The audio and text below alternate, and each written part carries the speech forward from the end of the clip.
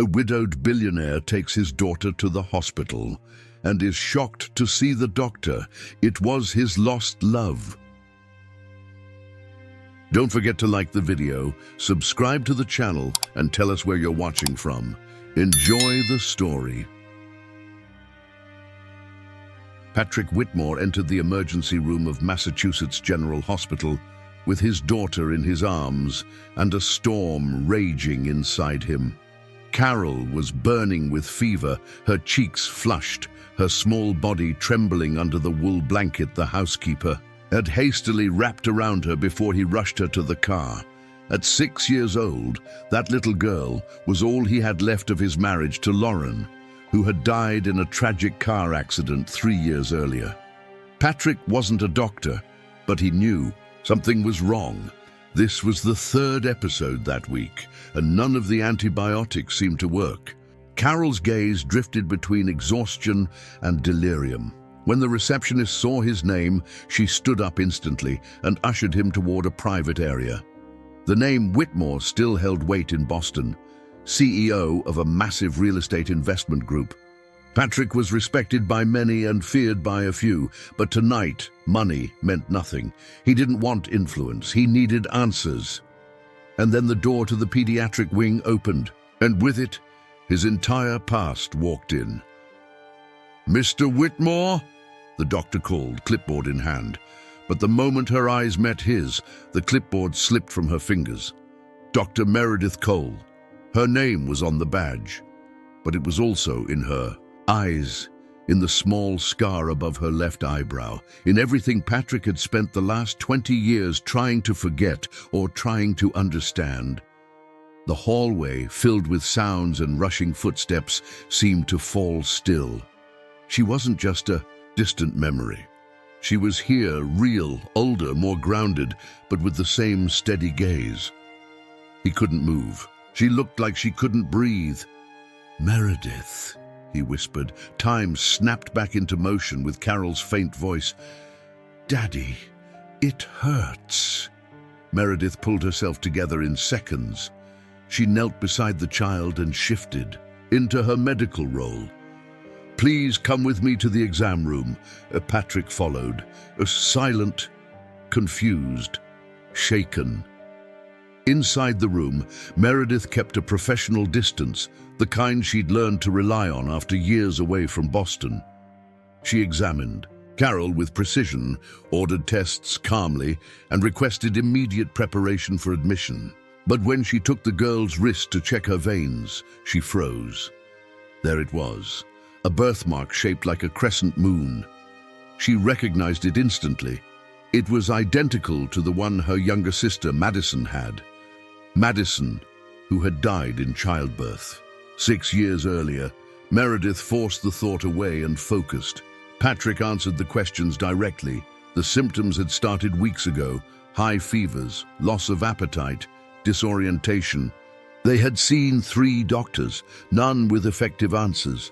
When she asked about Carol's biological history, his voice shifted, subtly uneasy.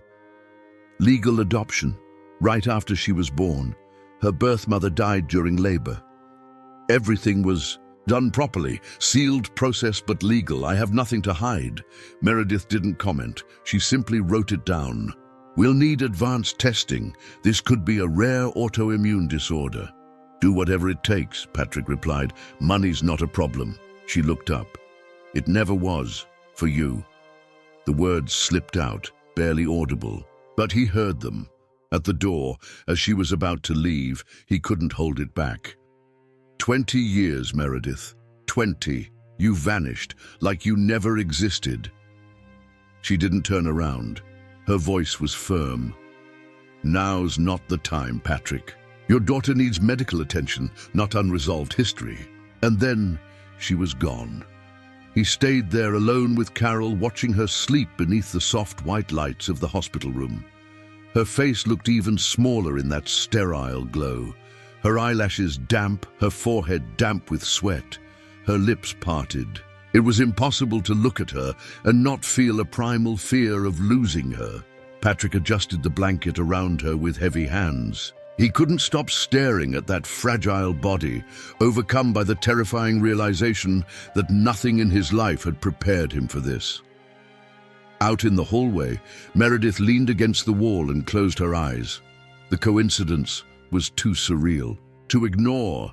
Of all hospitals, of all wings, he had walked into hers, with a child that age, with that stubborn fever and that mark. Her rational mind told her to dismiss it. Coincidence. Just coincidence. But her instincts screamed louder. The key, possibility she buried 6 years ago, had come roaring back. What if Patrick's daughter wasn't just a sick child? What if she was... She couldn't let the thought take shape, but she couldn't stop it either. Back in the private room, Patrick refused to leave.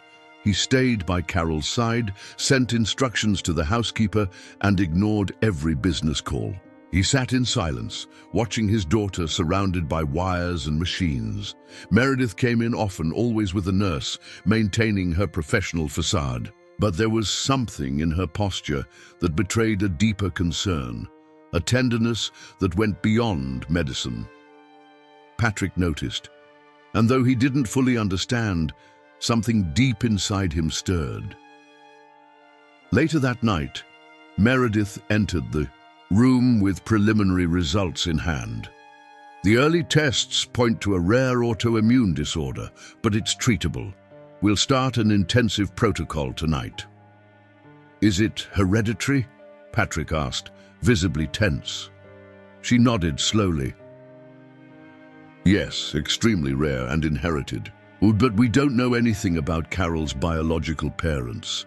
Meredith met his gaze for a long moment. Patrick, we need to talk, but not here. He didn't understand at first, but he followed. What she had to say wouldn't just change Carol's treatment. It would change everything, absolutely everything. Meredith led Patrick into a small conference room outside the pediatric wing. The lighting was harsh, the chairs uncomfortable. She didn't offer coffee, didn't even ask him to sit. She held a folder in her hands and wore the expression of someone carrying far more than clinical reports. Patrick walked in slowly, his gaze wary, but not resisting. He closed the door behind him and waited. As I mentioned, the tests point to a rare autoimmune syndrome, she began, keeping a steady, professional tone. We'll start the appropriate treatment today, but there's something in the results that concern me. She opened the folder and showed him a printed graph. Patrick didn't understand the technical content, but he could read the tension in her eyes. This illness, Patrick, it's genetic, extremely specific, incredibly rare, and I've seen this pattern before. In another child? He asked. In my sister, Marina Dumas. She died 6 years ago during childbirth. The baby was placed for adoption. Patrick stepped back as if the weight of her words had hit him physically. You're saying Carol could be... I can't confirm anything yet. But her age, and now this disease... She took a deep breath before continuing. I want to request a DNA test, discreetly, without involving hospital administration. I need to know. Patrick took a few seconds to answer. And if it's true, then the daughter you adopted is my niece, and the only family I have left. Meredith wasn't demanding anything. She was simply asking for the chance to confirm what she already seemed to suspect. Patrick ran a hand over his face. Do it. At the lab, Meredith signed the necessary forms. Carol's name was kept confidential, just as Patrick had asked. The estimated turnaround was 3 to 5 business days. The technician in charge was someone she trusted, who asked no questions. Meredith stayed through the process and submitted the material under internal priority protocol. Then she returned to her office. The hospital continued at its normal pace, but for her, nothing felt the same. Back in the pediatric room, Carol was sleeping. Patrick remained beside her, holding a storybook she had asked for before drifting off. She looked a little more stable. The new medications were starting to take effect, But something between him and Meredith had shifted. There, glances lingered, their conversation slowed, as if the truth they feared was already settling in before the test results arrived. The next morning, Patrick went down to the hospital cafe. He needed to breathe something outside that room, even if just for a few minutes. He ordered a coffee and sat at the farthest table. That's where Meredith found him. She was still in her lab coat but carried no clipboard. Her eyes were more tired than the day before. "She had a good night," he said before she could ask. "I saw the reports. Her fever's down." They sat in silence for a few seconds. Not the silence of tension anymore. Something newer. As if both were still searching for the right words. "How did Marina die?" Patrick asked. Meredith fixed her eyes on the cup he held. "Complications during labor, like I told you. From the same illness Carol's facing now, but worse. And the baby's father, a married doctor, he never stepped up. When he found out Marina was pregnant, he disappeared, and after she died, he arranged the adoption. I was abroad. Her mother had advanced Alzheimer's. There was nothing I could do." Patrick shook his head slowly. "I don't know what to say." "You don't have to, but you needed to know." She left and he stayed a while longer. When Patrick returned to the room, Carol was awake, playing with a small rag doll the housekeeper had left by her pillow. "Dr. Meredith stopped by," the nurse said. "She promised to come back later, to finish the story about the princess with a fever." Patrick smiled. "She'll be back, yes." "I like her voice," Carol said. "She talks soft, but it feels like the words stay inside you." Patrick gently took her hand. "She's special." That night, Meredith received a lab notification. Samples in process, results expected Friday. Just 4 days, but to her it felt like 20 years. She closed the email and leaned back in her chair. On the screen, Carol's medical file remained open, but her eyes were fixed on another image. An old photo tucked behind the monitor. She and Marina holding hands on a beach. Back then, there was no medicine, no diagnoses, no protocols, just promises between sisters. Promises that now, somehow, had come back to claim their place. That morning, the hospital was still waking up slowly when Patrick walked into the room. He found his daughter sleeping, her face less flushed, her breathing calm. The fever had dropped, and the monitors showed stable readings. He moved closer, sat in the armchair, and watched her small body under the pale blue blanket for several minutes. Meredith arrived a few minutes later. She carried a folder of lab reports, her expression focused, as if she didn't want to miss a single detail. She checked the monitors, spoke briefly with the nurse, then looked over at Patrick. "Her fever's been consistently going down. If this keeps up through tomorrow, we can begin tapering off the stronger meds." Patrick nodded, the tension in his shoulders easing slightly. "She's going to be okay. She's responding, that's what matters right now."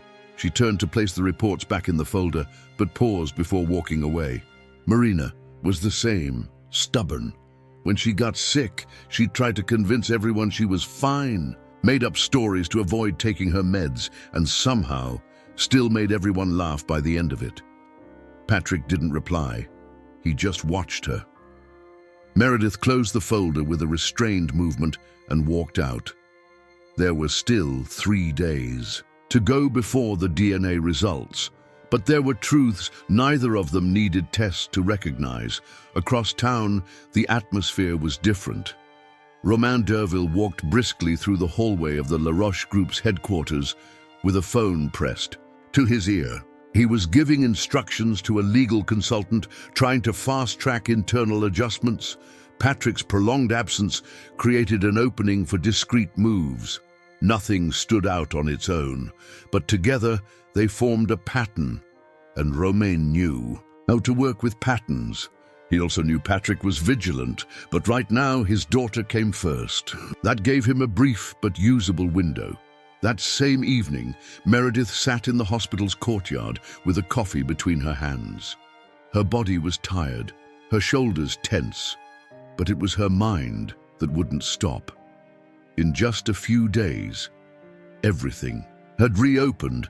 Grief for Marina, Patrick's presence, and the possibility that the child he brought in might be her own niece. She didn't yet know how to carry it all. Patrick walked over without a word. She noticed him but didn't speak, just nodded gently, allowing him to sit. "Why did you disappear?" he asked plainly. "You vanished. No letters, no calls. I wrote, Patrick. I wrote so many times. I called too, for months. I went to your house. Your mother said you'd left and didn't want contact anymore." Meredith lowered her eyes. "I got a scholarship to study medicine in Canada. It was my only chance. I had to leave quickly. I thought you'd understand." "Why didn't you tell me?" "I did. I sent you a letter explaining everything.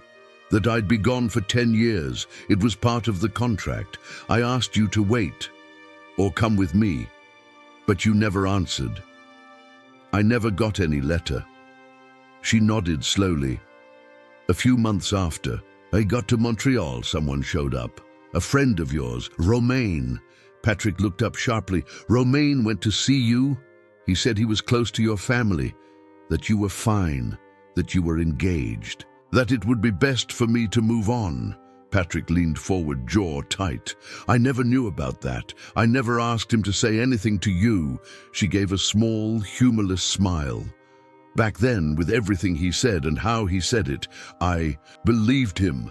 I needed to believe something." Patrick rubbed his face with both hands. "He was my friend and close to my parents. Always was. Maybe he did it for them. I don't know. But it worked. And now he's my business partner." Then he got more than he wanted. He got your entire world. The silence that followed stretched too long, but it wasn't tense. It was full of recognition, of shared pain, of lost time. "I thought you had erased me from your life," she said quietly, "and I thought you had left me behind."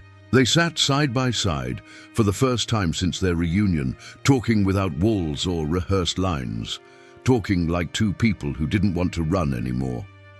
That night, in the room, Carol was feeling better. She had asked for paper and colored pencils. Patrick brought them and stepped out briefly to grab a snack. When he returned, she was sitting up, focused on a drawing. 3 figures. A woman in a white coat, a man in a suit, and a girl with braids. Who are these? Us. And this one in the coat? The doctor with the pretty eyes. Patrick smiled. "And why are we all together?" "Because I want us to stay. Like this forever." He hugged her gently. Everything was still new, so much still to understand. But for the first time in a long while, something felt like it was finally settling into place. Later that night, an alert popped up on Meredith's computer screen. DNA analysis in final stage. Results expected by end of day tomorrow. She didn't click on it. She just closed her eyes and took a long breath. The waiting was almost over, and with it, the truth she had buried for 6 long years. The next morning, the atmosphere in the hospital felt lighter. Carol's fever had remained stable through the night, and her steady heart rate brought a quiet relief to the monitors. Patrick sat at her bedside with a notepad in his lap and his phone turned off on the table beside him. For the first time in days, he ignored every call from the office. This wasn't just a medical emergency anymore. It was personal, intimate. There were too many layers tangled together, and no quick answer could solve them. Meredith walked in alone without a nurse. She carried a new set of test results and a folder tucked under one arm. When she spoke, her voice had softened. "Today's data is encouraging. If we stay on this path, she'll be able to leave the isolation unit soon." Patrick nodded, but said nothing. He was watching his daughter sleep. Carol clutched the drawing from the day before, 3 figures sketched in crayon. "She drew me," Meredith said quietly, glancing at the picture. "She calls you the doctor with the pretty eyes," Patrick replied. Her smile was small, but real, the kind of smile that comes just before a tear if not held back. Meredith stepped closer and looked at Patrick again. The lab sent me an update. The DNA results will be ready today. Patrick let out a deep breath. He'd been expecting that, but he wasn't ready. She continued, no matter what the test says, the treatment doesn't change. But if the biological link is confirmed, I'd like to be around more. Not as her doctor, as family. Patrick nodded again, slowly. You think she'd understand? Not yet, but one day, with time, with care. And you, he asked, do you understand all this? Meredith held his gaze. I'm still trying. But yes, deep down, I always knew this story wasn't over.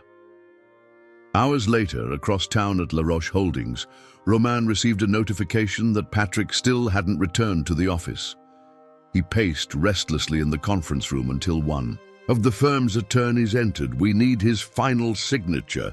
Without it, we're stuck. He'll sign. He just needs a little push. You sure about that? Romain glanced at his phone. I'm sure, but he wasn't.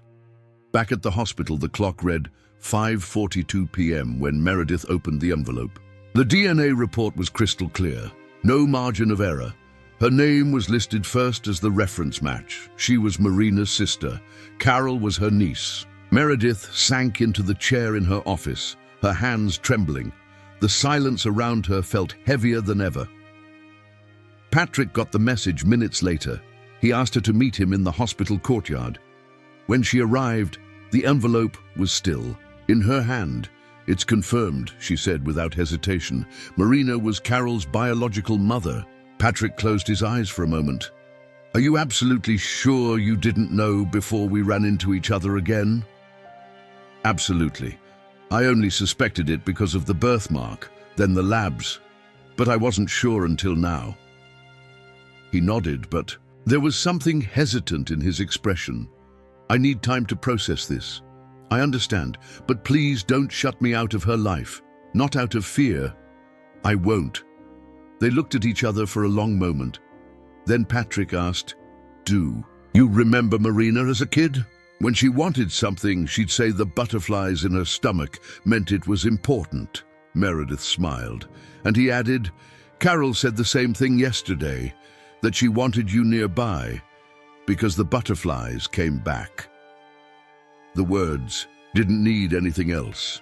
The silence between them this time was one of understanding. The past couldn't be fixed, but the present, at last, was in the right hands. The next morning, Carol woke up with more color in her cheeks and a visible return of her appetite. She asked for toast with butter and apple compote, insisted on sitting up to eat her breakfast like a big girl. Patrick helped her sit upright, fluffed the pillows behind her, and for the first time since arriving at the hospital, he watched his daughter act like a healthy child. Her eyes kept glancing toward the door between bites. Is the doctor not coming today? She asked. Patrick smiled, settling beside her. She'll be here. She just has to take care of other patients first. She's my favorite doctor. She's mine too, he murmured. Outside the room, Meredith was speaking with the head of pediatrics. She hadn't shared the DNA results with anyone yet, only Patrick. It was still too fresh, too personal. The doctor suggested that Carol might soon be cleared to leave the isolation unit, as long as the next 2 days of test results remained positive. Meredith nodded, maintaining her clinical posture, though one thought remained fixed. Very soon, that little girl would need to know, gently and at the right time, that the woman with the steady eyes was, in fact, part of her family. Patrick used the calm of the morning to return briefly to the office. He stayed just long enough to catch up on the most urgent matters. In the conference room, a stack of papers waited for his signature. When he saw Romain's name on the headers, a quiet discomfort settled in his chest. He flipped through the documents with more attention than usual. Asset transfers, fiscal restructurings, voting requests on agendas never discussed with the board. Patrick didn't sign a thing. He gathered the documents and took them with him. By late afternoon, he was back at the hospital. Carol was asleep, On the table beside her lay a new drawing, 3 people in front of a house with a garden. A woman in a white coat, a man in a suit, and a little girl with braids. It was almost the same composition as before, but now there were flowers, a dog, and something new in the corner of the page, a small sun with wings. Meredith walked in shortly after. "Looks like we have a little artist," she said, smiling at the drawing. Patrick looked up. "She was waiting for you. I could tell." Meredith stepped up to the bed and checked the monitor. Her vitals look great. Tomorrow we'll run more labs. If they confirm the trend, she can be moved to another wing. "When do you plan to tell her?" Meredith took a breath. "I don't know, not yet. She needs to feel safe with what she already knows.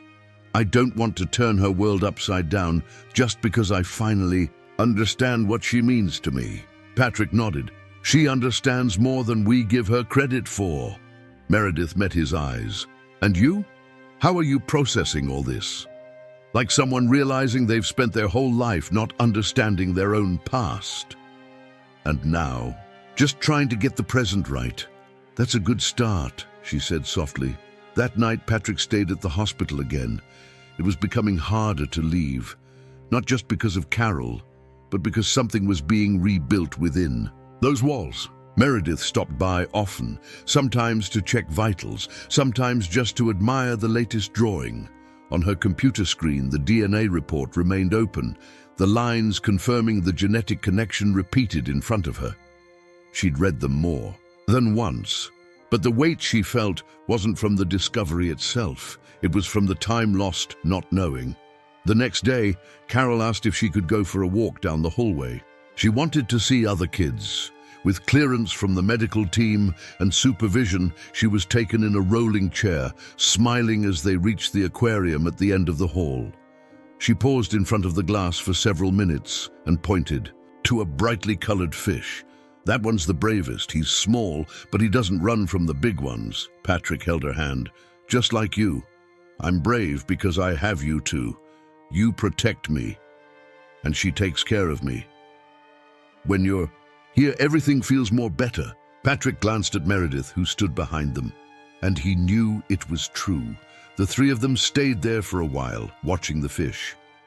Carol didn't want to leave right away, holding on to both of their hands.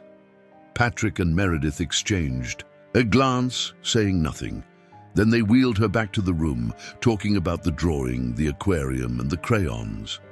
Everything felt simpler than the days before, and for now, that was enough. 2 days later, Carol was moving around with more energy. Her vitals were stable, and her appetite had fully returned. For breakfast, she once again asked for toast with butter and a spoonful of apple preserves. She also wanted hot chocolate, the kind from the vending machines near the lobby. Meredith gave a quiet nod of approval, and Carol celebrated as if it were a huge victory.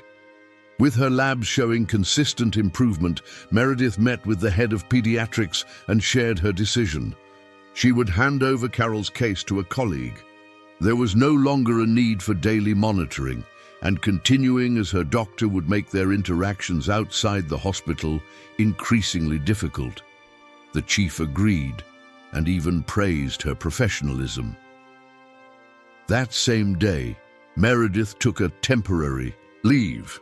From now on, she would be part of Carol's routine, not as a physician, but as someone who cared. No lab coat, no charts, no protocols.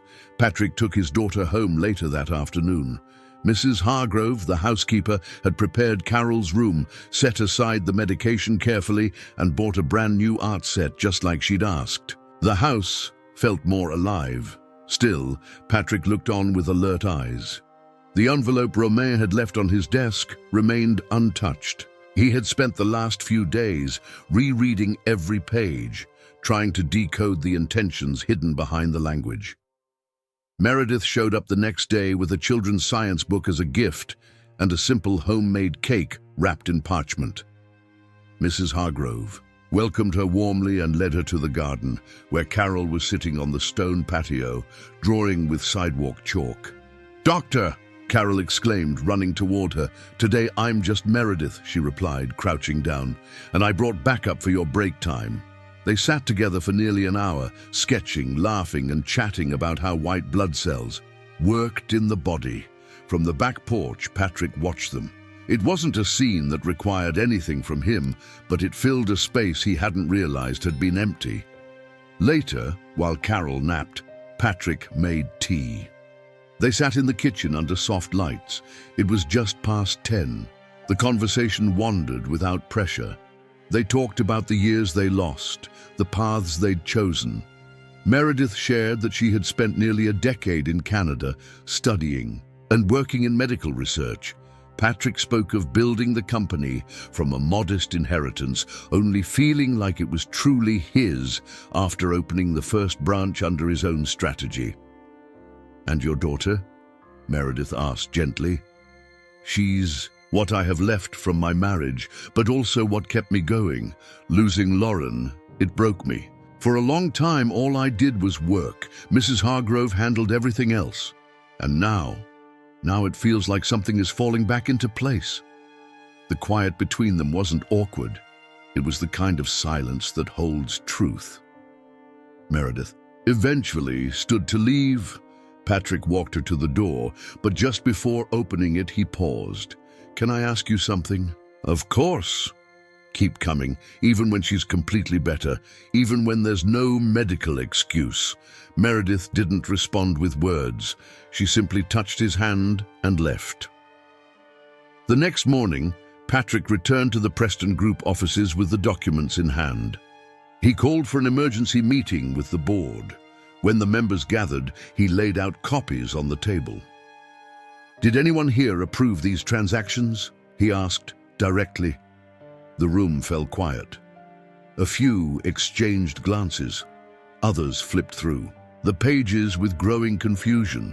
"This never came up for a vote," said one of the senior board members. Patrick leaned back in his chair. "Then we have a problem." By the end of the meeting, a unanimous vote approved an independent audit. Until the investigation was concluded, Romaine would be suspended from all duties. Patrick left work late that afternoon, exhausted. When he arrived home, he found Carol on the living room rug, working on a puzzle with Meredith. Neither of them asked how his day had gone. And for the first time in a long while, he felt like he could leave the weight of work at the door. "We're missing 2 pieces, Carol announced cheerfully. "Sometimes we think pieces are missing," Meredith replied, "but really they're just nearby, waiting for the right moment to show up." Carol's bedroom had taken on a lighter feel. The walls, once plain and quiet, now displayed her drawings, magazine clippings, and small notes left by Meredith. The girl would read them aloud as if they were bedtime stories. Patrick watched. All of this with a breath of relief. The recovery was obvious. Home treatment was being followed closely, and her response remained steady. But something else was helping too. Meredith's presence didn't just calm Carol. It brought back a kind of emotional order Patrick thought had vanished after Lauren died. That morning, Meredith arrived early. She brought new books, helped Mrs. Hargrove with breakfast, and gave Carol her 9 a.m. medication. Everything about her presence felt natural. The house didn't feel like she was a guest. Neither did Carol, neither did Patrick. "Can I ask you something?" he said while they were straightening the books on a shelf in the bedroom. "Of course." "Did you ever picture yourself like this, close to a child?" Meredith smiled softly. "I never really thought I had the maternal instinct. I always put my career first. But with Carol, I don't know. There's something about her that makes my walls drop. Maybe it's the memory of Marina. Maybe it's just her." Patrick looked at her for a moment longer than usual. Her answer meant more than it seemed, and he noticed. That night, after Carol had fallen asleep, Meredith stayed for dinner. Mrs. Hargrove made scalloped potatoes and a warm lentil salad. The conversation at the table was easy, even intimate. Later, Patrick and Meredith sat on the back porch with 2 glasses of wine between them. They talked about childhood memories, the cities they had lived in, and the choices that had led them apart. "Were you happy, Meredith?" he asked. "I was busy. I thought that was enough. And now—" She paused. "Now I wonder what would have happened if that letter had actually reached you. I would have gone after you. I would have dropped everything. Even the company if I had to. And if it hadn't worked, it would have. It just needed a chance." The silence that followed felt different from any they'd shared before. Both of them knew what was quietly resurfacing. The next day, Patrick returned to the Preston Group offices to follow the early findings of the audit. The external team was sorting through documents and calling in testimonies. He spent the morning in closed-door meetings with the board and legal counsel. While reviewing Romain's private folder, he came across copies of emails exchanged with outside consultants. One message in particular stood out. It referenced a pre-approved board vote, as if everything had already been cleared, assuming Patrick's signature. "I've never seen this," he said flatly. "This is forged." The legal team advised caution. The audit would need to confirm the facts, but Patrick already had no doubts. Romain had acted on his own. Worse, he had tried to use Patrick's absence as a cover. Later that day, back home, Meredith was sitting on the couch with Carol, reading a medical-themed adventure book for kids. Watching them together, Patrick felt like the two halves of his life, personal and professional, were pulling in opposite directions. One was rigid, unpredictable, draining. The other, effortless, quietly whole. Later that evening, when Meredith was getting ready to leave, Patrick walked her to the door. "You don't have to go every night," he said. "You can stay here if you'd like." She stopped. "I don't know if it's the right time for that." "Stay as her aunt, or whatever else you feel like being." She smiled gently. "It's not time to mix everything together just yet." "Maybe not, but I'm not 20 anymore. I don't want to waste time waiting for perfect timing." She reached up and touched his cheek lightly with her fingertips. "I'll be back tomorrow," and she left. Upstairs, Carol was fast asleep. Next to her bed lay the drawing of the day, a house with 3 people, and in the background a large tree with a swing. Patrick leaned his forehead against the doorframe and stood there for a few minutes in silence. Then he switched off the light, tucked the blanket around his daughter, and stepped out of the room, closing the door quietly behind him. In Carol's first week out of the hospital, her routine was carefully structured.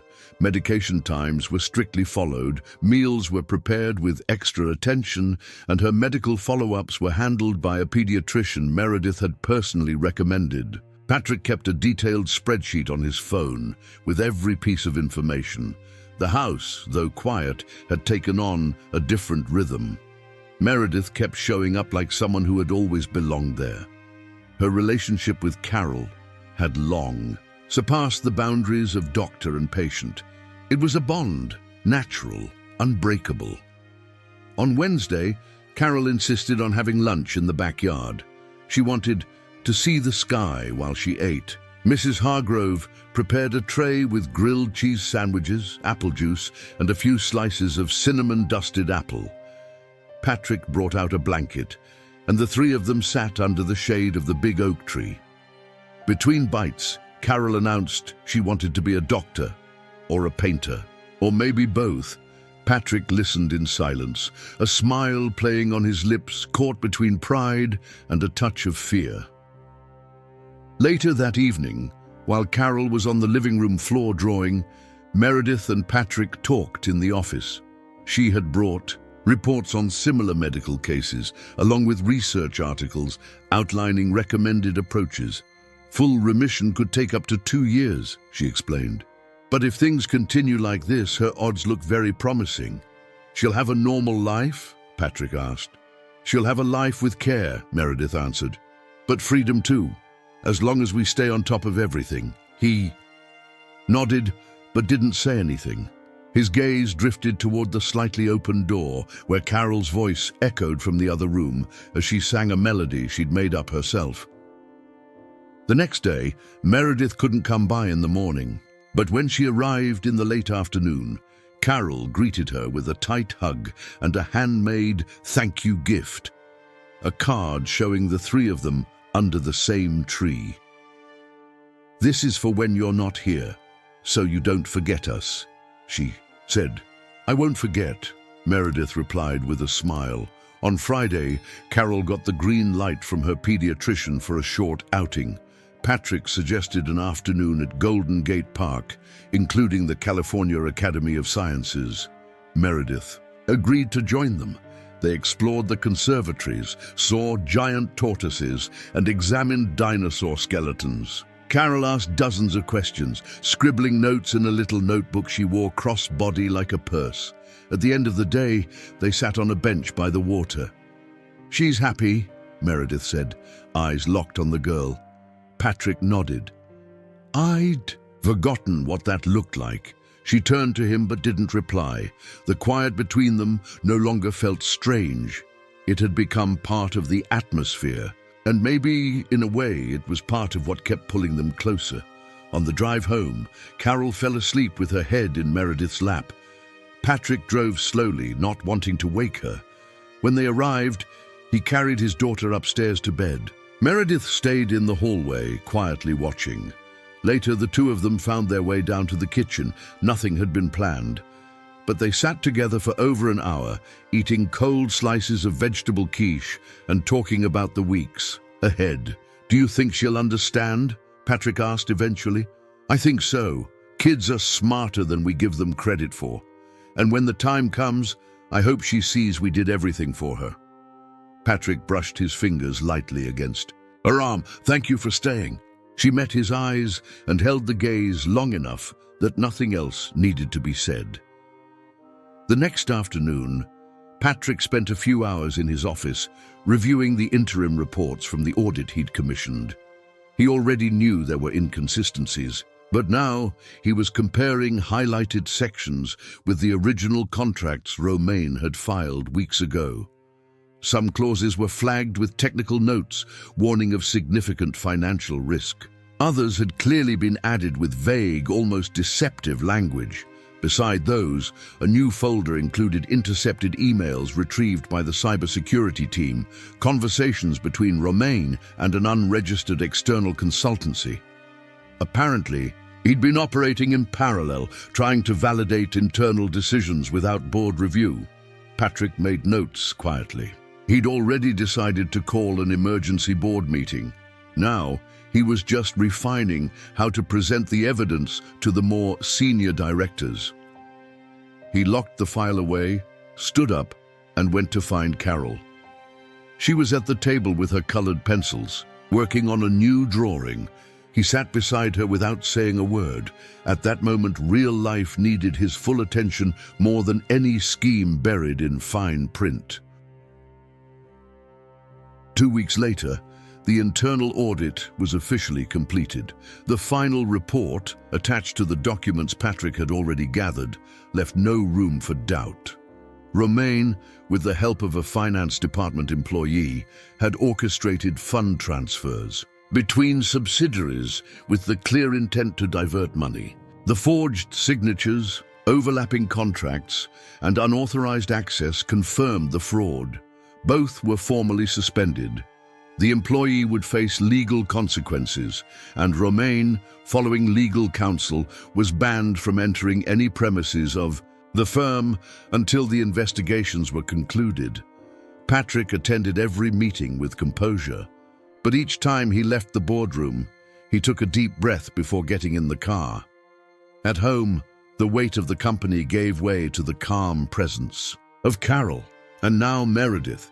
Her visits had become part of their routine. Sometimes she arrived late afternoon with a book, helped with homework, or simply stayed for dinner. It wasn't official, but it also wasn't casual anymore. On Thursday, after a hectic shift at the hospital, Meredith accepted an invitation to dine with them. Their housekeeper had prepared a light vegetable soup served with fresh bread and a savory cheese tart. Carol ate with enthusiasm, shared new words she had learned at school, and asked to watch a movie. She picked an old animated classic with musical numbers. Patrick and Meredith sat together on the couch. Carol nestled between them, but fell asleep before the film ended. Patrick carried her to bed. When he returned, Meredith was still in the living room, a blanket over her lap and the remote in her hand. "Want to watch something else?" he asked. She simply nodded. Patrick sat down again. For several minutes they watched in silence, the warm lamp casting a soft glow on her face. At one point, she turned her head. He did too. The kiss came naturally. No warning, just the return of something that had never really ended.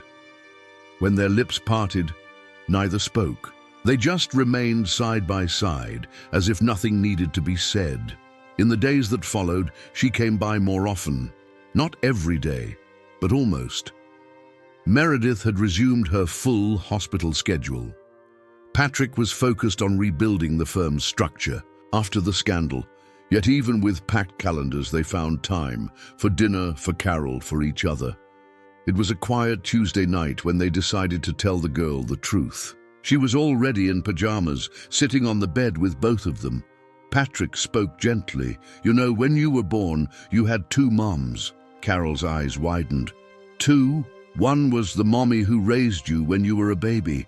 The other is her sister, and she's right here with us." Carol turned to Meredith. She didn't look scared, just curious. "So you're like my other mommy?" "I'm your aunt," Meredith said, her voice steady but tender. "Your mum's sister." Carol didn't respond right away. Then she smiled. "That's why I like you so much, because you were already in my heart before I knew it." Patrick and Meredith exchanged a glance. Nothing else needed to be said that night. The bond that had already grown now had a name. And that was enough for now. In the months that followed, Patrick's house settled into a new rhythm. Meredith hadn't officially moved in, but she spent more time there than in her own place. On Mondays, she left early for the hospital. On Wednesdays, she made it back, in time to have dinner with Carol. And Sundays had become something of a ritual: blueberry pancakes, orange juice, and fresh coffee at breakfast, followed by old movies in the afternoon.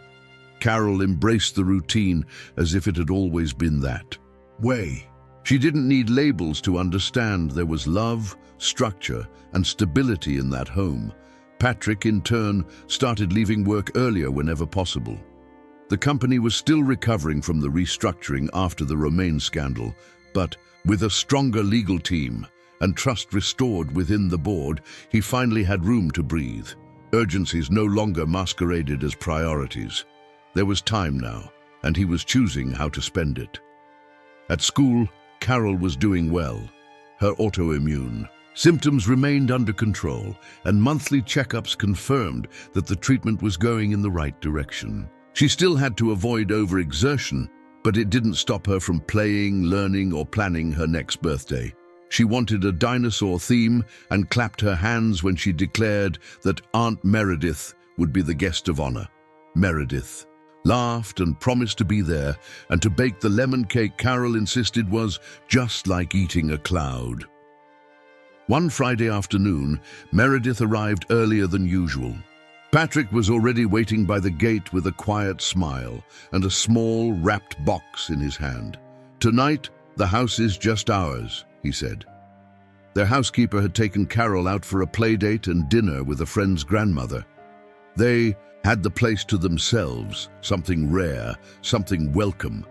Dinner was simple: a cheese board, sliced sourdough bread, fresh grapes, and a light red wine. They sat out on the porch first, then moved to the living room. Patrick put on one of his old vinyl records, and for a while they just listened. No words, no rush. Then he stood up and offered his hand. Meredith let herself smile and followed his lead.